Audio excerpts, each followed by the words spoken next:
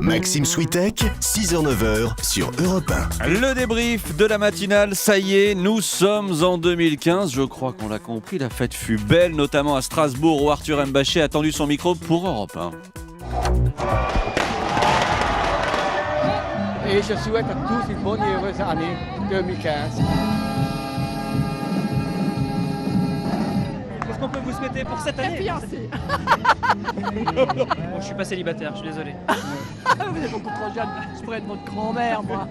Beaucoup de bonheur en famille et surtout la santé, je crois que c'est très important. Et voilà, bonne santé, c'est l'un des vœux les plus fréquents et c'est normal. Au fait, d'où vient cette tradition de se souhaiter une bonne année? Frédéric Ourovillois, auteur de l'Histoire de la politesse de 1789 à nos jours, était notre invité à 6h45 pour Europe 1 vous répond.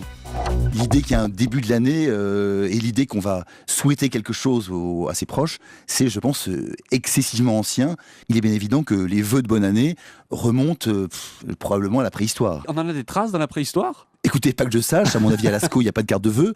À part ça, sans doute à certains moments, on essayait de conjurer le mauvais sort et les angoisses en souhaitant aux autres plus de mammouths l'année prochaine, une bonne santé, etc. Mais voilà, plus de mammouths l'année prochaine. Mais voilà, bonne santé, bonne année sur Europe 1. Tout ça, le nombre de SMS envoyés cette nuit est en légère baisse par rapport à l'an dernier, moins 10% par exemple chez SFR entre minuit et 4h du matin. Pas de SMS du tout. En revanche, près de Pontivy dans le Morbihan, faute de réseau, faire fonctionner son téléphone portable là-bas relève du miracle.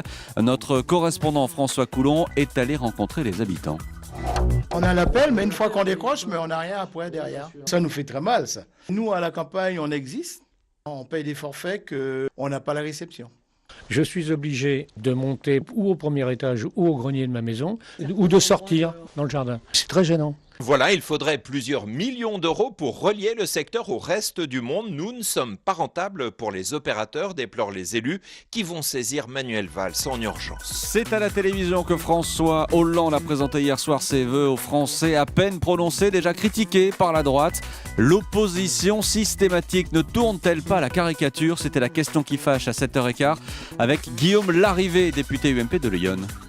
François Hollande aurait dû commencer, avant de présenter ses vœux, par présenter des excuses. C'est le président de l'échec total qui s'est présenté hier devant les Français une nouvelle fois sur un bureau vide, d'ailleurs aussi vide que son discours, dans un palais qui est vide de projets, vide d'envie, vide d'énergie. C'est le président d'abord de l'échec économique. Après 2 ans et déjà 8 mois à l'Élysée, la France est plantée au plan économique.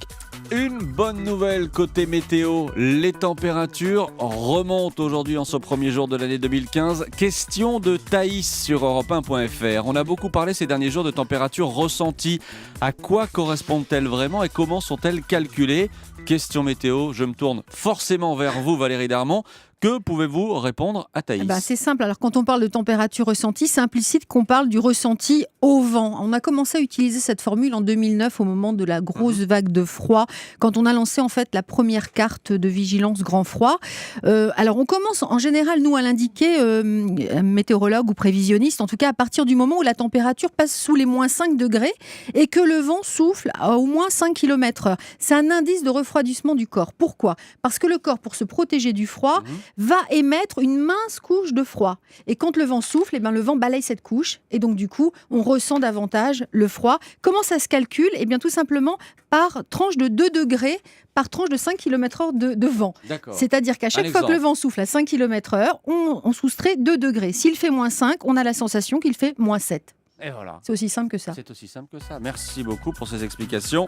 Valérie Darmon, voilà, c'était le débrief de cette première matinale de l'année.